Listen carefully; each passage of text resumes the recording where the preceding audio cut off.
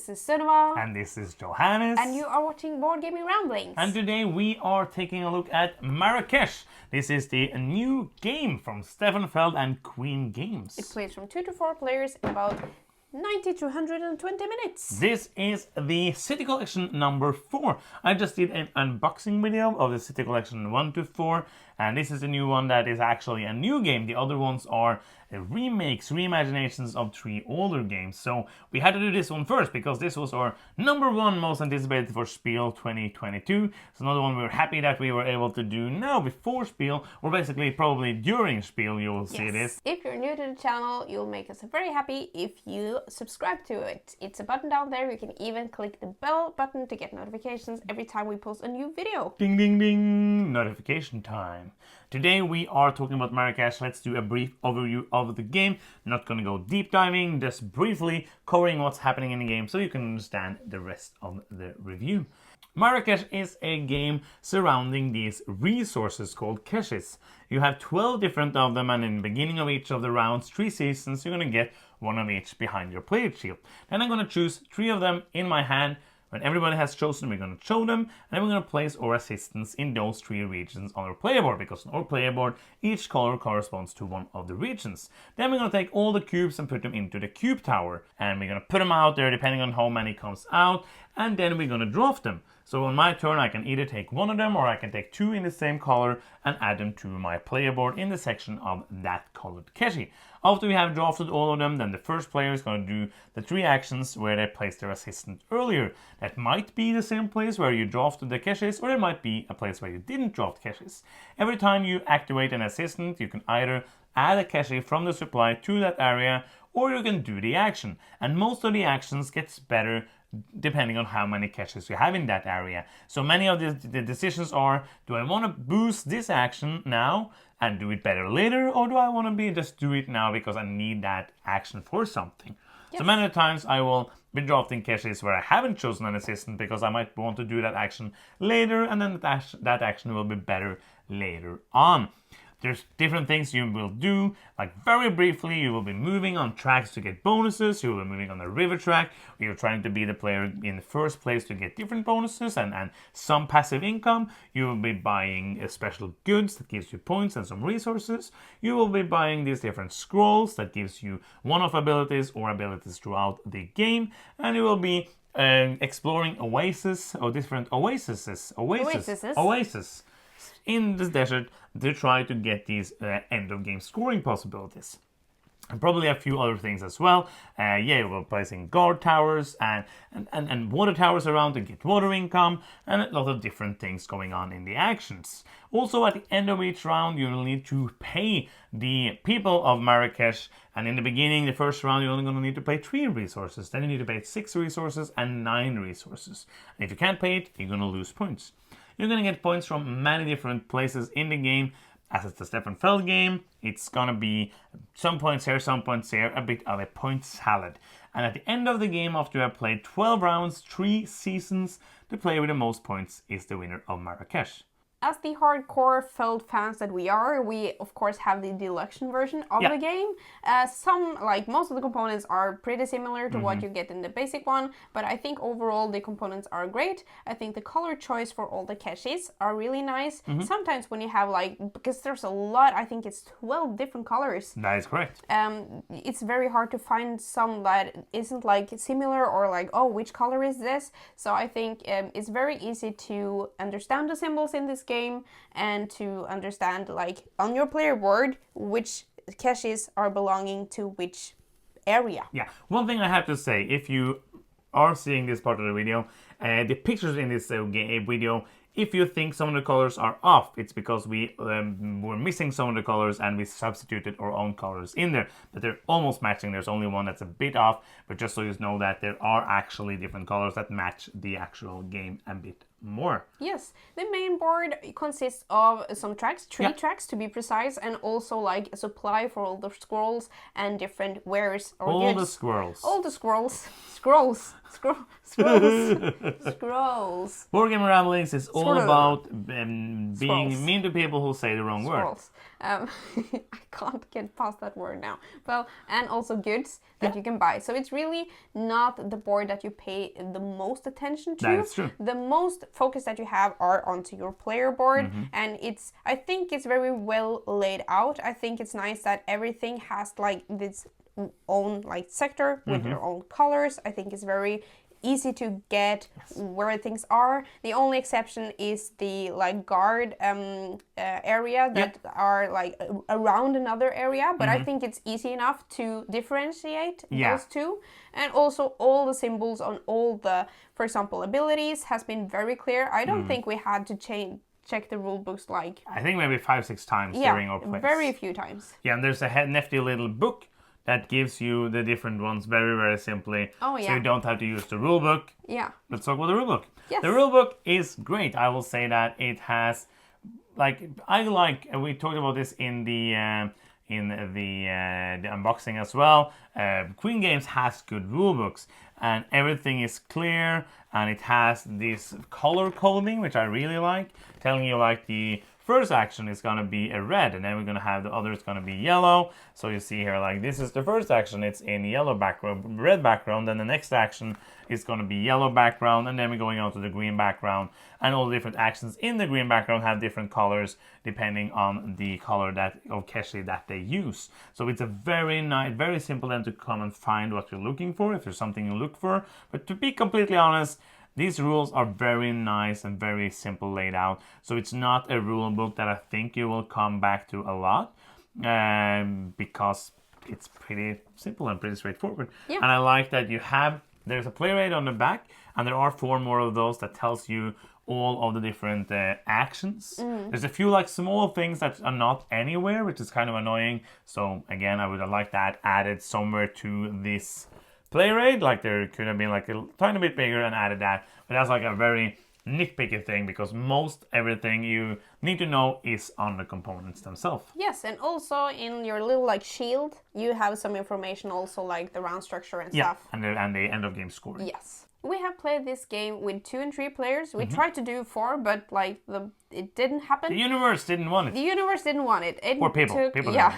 People didn't want Marrakesh. Now they are missing out. Just couldn't. Well, 90 minutes with 2 players in and about 120 with 3 players. Which is, how long? 2 hours. That's correct. Yes. Yeah, I saw your brain was just like calculating. The first time we played 2 players took 2 hours. Yeah. But the first time is always longer. So what do you feel about the playtime? I think it's fine. It always, in this game, it feels like a race at the end. Because you want to like optimize the puzzle and like squeeze in the extra Keshi to the area that you want to score the points. Yeah. And so... You always want to score the points. points. You always want to score the points. Sometimes it can be a little AP moments when people are choosing Keshis. Usually... When people... You mean cinema. People. Me.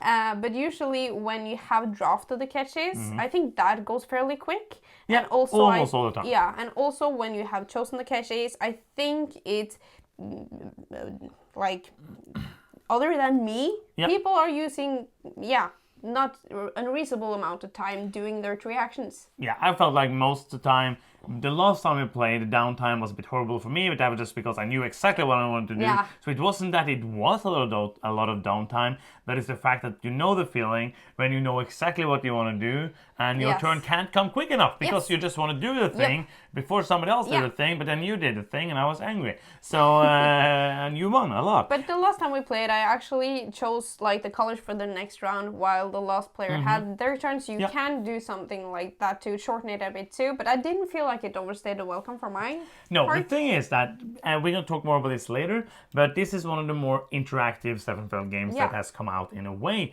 in a while. And most of the time, Stefan Feld games are really good at 2 players. And I will say this is also very good at 2 players, spoiler alert, but it's even better, I will say, at 3 players. I agree. You get the tightness of the draft, like mostly games that has drafting in them. Some if it's dice or here the caches or cubes or cards, it's better with more people. Yeah. Because I can't, like, if you like to be able to do whatever you want to do, then 2 players going to be better because you can then probably I'm probably going to take that, you want that, and I will get that afterwards. So you don't have that way of planning. Yeah, it's not that tense, the draft. With 2 players, yeah. So I will say that the interaction and everything is better at 3. I wouldn't be sad to only play it at 2 because it's a very good game anyways. But it is better for me. And whereas we had a review of Woodcraft, or I would say like it's a tiny difference, I would say like it's a bit higher difference between the enjoyment of those 2. So let's jump into the main part of the review. I'm saying after like 13 minutes of review, let's go to the gameplay.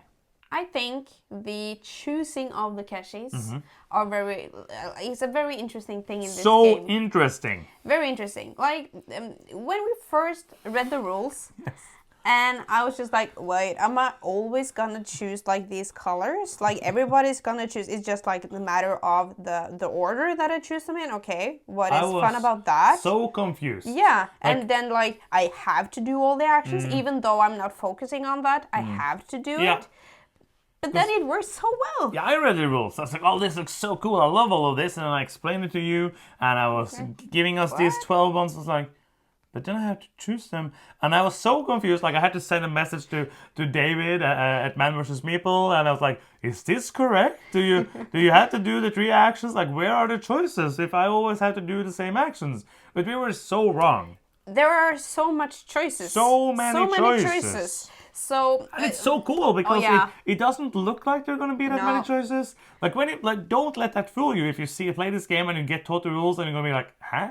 I don't understand how this will work, and your brain's going to explode. Well, there's so many layers. Yes, absolutely. Like how I choose the colors that I want to do is like, okay, I'm not first now. That means that if I'm lost in like drafting, I have to be like, oh, I can't really put the color that I really need here now. I have to save it for later. Maybe if I put these 2 things that you guys are into, maybe I will get this 3rd thing that I'm into. And then I'm thinking, maybe if I place the water tower now, that makes me get like a bonus, like it's a wild one. It's a wild action. Then I have to be like, but I need that water tower. And also, one thing is that I'm trying to get the colors that I want, but it's also the order that I want to do the actions in. So if I go to the market to buy goods, I need to have like the resource for that first. I really think the draft and also the choice of which colors to like go for. Yeah, it's interesting. And like everything about this, I love. I think that there's so many like layers here, as I said. Like, and you spoke about quite a few of them. But like for example, I can in the 2nd season of the game, I know starting to know which sections I want to focus on. Yeah. And if I'm not first then, and maybe even if I'm first, I might choose maybe 1 action I really want to do and then 2 actions I don't really care about. Yes. Because I want to hope that you choose actions that I want to focus on. Yes. That I can draft your caches and then later be able to build up that. Yes. And also you get points if you fill your whole section with 8 of the caches and then 1 of the red ones which go on every section. And I get 10 more points for that at the end of the game. That is also super tight, and some of the times you can't really then focus too much on doing that action too many times because you have to fill them up. And there's many ways to sneak in an extra cache here and an extra there and getting on there and drafting them. And there's just so many layers to that. The order of choosing it, trying to think about what you want to do, because I also did that quite a bit the last time we played. I was like, okay, you are now first. I'm guessing you're going to do this action. Yeah. And I'm going to try to do the other action because I don't want there to be 2 of the same in the tower so you can take them. And I will lose out on that and I don't have any of those, so I can't do the action later. Especially for some of the actions, especially for the guard wall action, where you use up basically the caches and the goods as well, but not those are usually easier to get because there's 3 colors in 1 section. But there's just so much goodness in that kind of simple mechanism. Yeah, I which agree. I love the fact, and Stefan Feld is usually good at that. He takes a thing and it's like, oh, we're gonna do this completely different now. Here we go. You never seen this before. Yeah, I think it's super cool. I think it is also really interesting the way that you have to like choose it with your like worker. Like, do I want to do this action now, or do I want to try to build it up and score for it at the end of the game? I also love that some actions are really like the support actions to get these filling these areas up. I think that is really cool. And sometimes, for example, if you're filling things up early in the second round, sometimes if you really focus on one thing, that can happen. And that means that I don't need any more greens for the rest of the game. Yeah. And then sometimes that can be like, oh, now I can only take green. Now I don't get anything. Yeah, so that is a balance also. So the last round feels really crucial because then you really want to fill up the things that you have been like really good at the whole game. And sometimes it's like, oh, now I got an opportunity because nobody is focusing on that. Maybe I should get in on this. Am I too late for the party here? It's so much things. The resources are pretty tight in the game as well. You have dates, coins, and water that you can get, and most of the time, depending on the strategy, not all of them are easy to get, and you need them for doing different actions, and you also need them for paying at the end of the round. And one thing that can be brutal is that you cannot just ignore these negative points. You get to dealt 3 of these tiles at the beginning of the game. You can look at them and then you choose one to flip and then one to flip and one to flip later in the game. So you cannot just don't care about it because let's say I don't need any dates in my payments. I could just say like, oh, I'm going to be a date king now and go on many dates. Date king. But I'm going to get all these dates and spend them on things. But if I have more than and I cannot pay for this, I'm going to lose all my resources and lose points. It can be brutal, but so it's always felt important to get those. But if I could do an action that gives me like 10 points and lose 4 points, that's of course going to be better. We kind of briefly talked about this being one of the more interactive Stefan Feld games for a while, and I stand by that because I feel like many of his designs are more multiplayer solitaire. Yeah, this is one of the games that, for example, in Bonfire, I sit on my turn and be like, oh, what is best for me? But in this game, every time I do like these, choices, then I'd be like, what are you gonna do now? How can I do the things that I want before you take them from me? Yeah, so let's talk a bit about the weight of the game briefly. I will say this is a medium game. There's quite a bit going on, so it's not like a light medium game. It's if something is like edging towards the heavier side of medium, it's not like a heavy medium game, but it's on the way there because there's many different actions. Most of them are simple, but the interaction part and all of those layers of choices will probably take you a few plays to understand, and understanding the rules I will think goes pretty quickly, but understanding how to play the game well will take you a few plays. Yeah, I don't think the game is very punishing. Well, it's tight on resources and you can get negative points if you don't meet that criteria, but usually if I don't get the colors that I want, I can usually do some pretty good stuff either way. So I think that everything that I get benefits me in some ways, even though I didn't get what I specifically wanted. Yeah, so the last question, of course, is what is your final thoughts and is it fun? It's fun! It's fun. It's fun.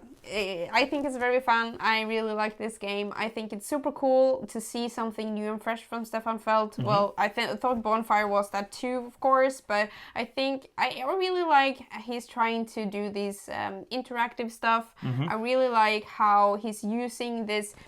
I don't know, it feels like these mini games like in Trajan, but in a whole different way. Yeah. I think he blew my mind with the drafting that was exciting, even though I thought it was going to be like, what? Weird, yeah. So I really like this game. It's absolutely a contender for best game of the year for me. I think it's a 9. Oh, that is amazing. I really like this one as well. It is one of the better games I played this year. I usually have high hopes for Stefan Feld games, and most of the time they deliver, but it's not like I'm going to go out there and love all Stefan Feld games that are ever made. I don't, but this is one that is very nice. It feels like one of the fresher designs from him for a while. I really enjoy, as you said, that you have the interaction parts in it, really makes it shine even more. So playing it with 3, and I'm really looking forward to play it with 4. Yes. Probably going to be even tighter on the drafting, but also more things in the tower as well. This is really a cannon of fun. This is a game that if you enjoy medium Euro games, and especially if you enjoy Stefan Feld games, and if you don't, I think you will like this as well, because it doesn't have that much of his DNA in it. It's not like, oh, that is the Stefan Feld, but there's so much fun stuff to do here. I cannot wait to be able to play it more. I'm going to give it a 9 as well. A fantastic game. And that is the end of this review. That's the word. If you are still here and you have not subscribed, you can do that by clicking the button down below here. What does it say? I think it's under you, maybe. I don't know. Under me. Well, it says subscribe. And it's fun and it's free and makes us happy like this. And if you want to do something that's not free, you can. Go to patreon.com/boardgamingramblings and support us there. And that is the end of the video. Thank you so much for watching. I'm Johannes. I'm Cinema. And you've been watching Board Gaming Ramblings, and bye-bye.